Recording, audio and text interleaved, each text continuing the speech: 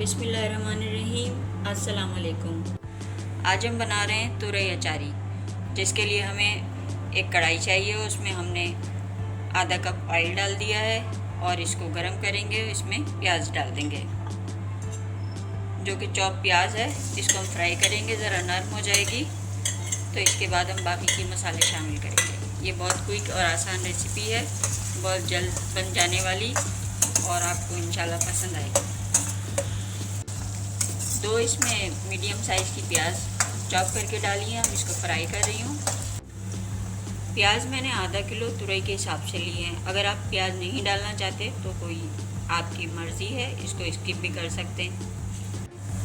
प्याज नरम हो चुकी है, इसमें मैं थोड़ी मेथी दाना डालूँगी, 20 से 25 दाने।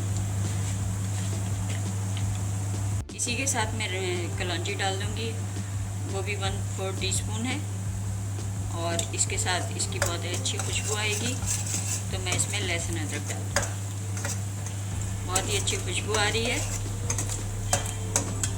इसमें मैं 1 टीस्पून लहसुन शामिल कर रही हूँ।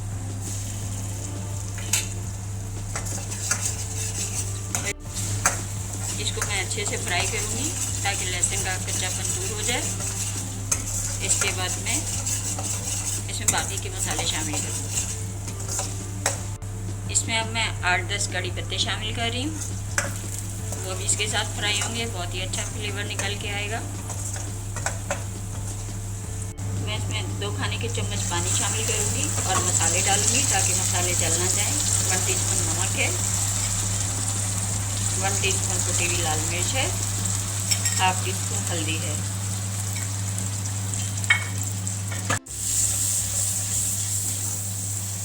अब इसमें टमाटर डाल के भूनूंगी। टमाटर अच्छे से गल जाएंगे तो इसमें मैं तुरई शामिल करूंगी। अक्सर लोग तुरई खाना पसंद नहीं करते, लेकिन आप इस तरीके से बनाएंगी तो आपको तुरई बहुत ही मज़ेदार लगेगी और इंशाल्लाह आप ज़रूर ट्राई कीजिएगा।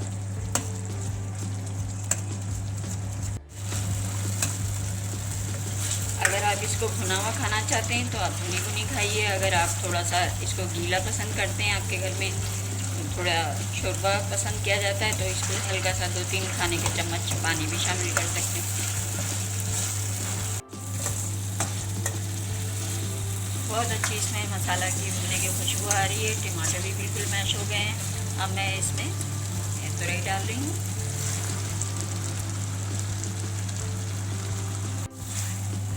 तुरई को मसाले में अच्छे से मिक्स कर दूंगी और इसके लिए मैंने एक मसाला तैयार किया है जो मैं भी डाल के ढक दूंगी।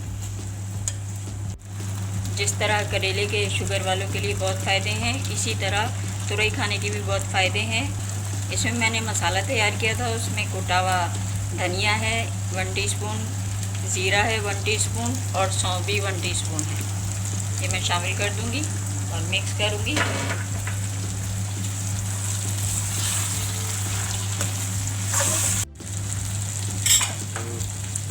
इसको मिक्स करने के बाद अच्छे से मैं इसको दम पे रख दूंगी 2-3 खाने के चम्मच पानी डालकर।